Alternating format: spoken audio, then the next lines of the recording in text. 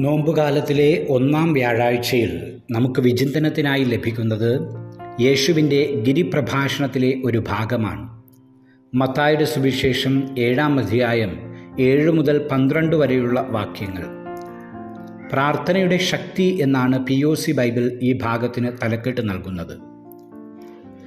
6-ാം അധ്യായം 5 മുതൽ 19 വരെയുള്ള വാക്യങ്ങൾ പ്രാർത്ഥനയെക്കുറിച്ചുള്ള യേശുവിൻ്റെ വീക്ഷണം വിവരിക്കുമ്പോൾ വീണ്ടും പ്രാർത്ഥന എന്ന പ്രമേയം ഗിരിപ്രഭാഷണത്തിനുള്ളിൽ തന്നെ പ്രതിപാദിക്കണമെങ്കിൽ ഗിരിപ്രഭാഷണത്തിൻ്റെ മുഖ്യപ്രമേയമായ ദൈവരാജ്യ അനുഭവത്തിന് പ്രാർത്ഥനയ്ക്ക് അത്രമേൽ പ്രാധാന്യമുള്ളതായി നാം മനസ്സിലാക്കണം. ഈ വചനത്തെ 3 ഭാഗങ്ങളായി നമുക്ക് തിരിക്കാനാകും.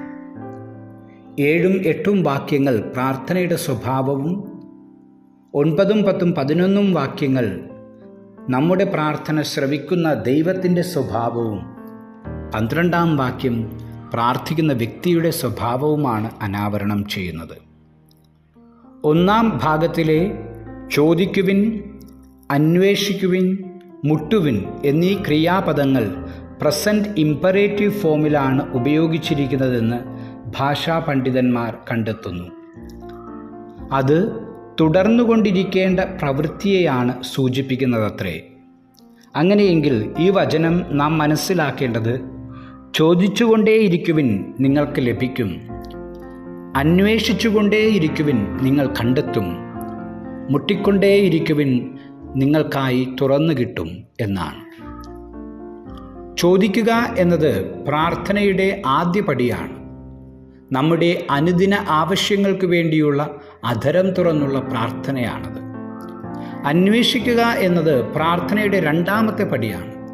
പ്രാർത്ഥിക്കുന്ന വ്യക്തിയെക്കുറിച്ചുള്ള ദൈവഹിതം അന്വേഷിക്കുന്ന അവസ്ഥയാണിത്. തൻ്റെ ജീവിതത്തിൻ്റെ ഇന്നലെകളെയും ഇന്നിനെയും വസ്തുനിഷ്ഠമായി വിലയിരുത്തിയാണ് ഈ അന്വേഷണം നടത്തേണ്ടത്. മുട്ടുക എന്നത് പ്രാർത്ഥനയുടെ ഏറ്റവും ഉയർന്ന തലമാണ്. ദൈവത്തിൻ്റെ വാസഗേഹത്തിലെ വാതിൽക്കൽ മുട്ടി അത് തുറക്കപ്പെടുമ്പോൾ അവിടുന്നുമായി ഒരു മിസ്റ്റിക്കൽ യൂണിയൻ അനുഭവിക്കുന്ന തലമാണത്. മത്തായിയുടെ സുവിശേഷം തന്നെ 25-ാം അധ്യായം 1 മുതൽ 13 വരെയുള്ള വാക്യങ്ങളിൽ വിവേകമതിയായ കന്യകമാരെ പോലെ ഈ അനുഭവം സ്വന്തമാക്കാൻ നാം വളരേണ്ടിയിരിക്കുന്നു. ഇപ്രകാരം ഘട്ടം ഘട്ടമായി ഉള്ള വളർച്ചയാണ് പ്രാർത്ഥനാ ജീവിതം. വിചിന്തനത്തിലെ 2ാം ഭാഗം നമ്മുടെ പ്രാർത്ഥനകൾ കേൾക്കുന്ന ദൈവത്തിൻ്റെ സ്വഭാവമാണ് വിവരിക്കുന്നത്. ഒരു സാധാരണ കുടുംബ പശ്ചാത്തലത്തിൽ നിന്നുള്ള അപ്പനും മകനും തമ്മിലുള്ള ബന്ധം ഉദാഹരണമായി ഉപയോഗിച്ച് യഹൂദരുടെ ദൈവസങ്കല്പത്തെ യേശു തിരുത്തുകയാണ്.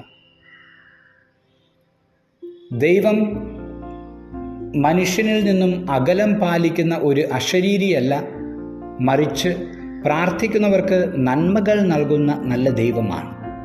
ദൈവം നന്മയുടെ ഉറവിടവും നന്മയുടെ ദാതാവുമാണ്.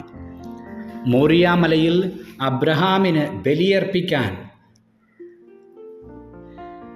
അയാളുടെ മകന് പകരം ഒരു മുട്ടാടിന് നൽകിയ യഹോവ യിരേ, ദാതാവായ ദൈവത്തിൻ്റെ ചിത്രം നമ്മൾ ഓർക്കണം.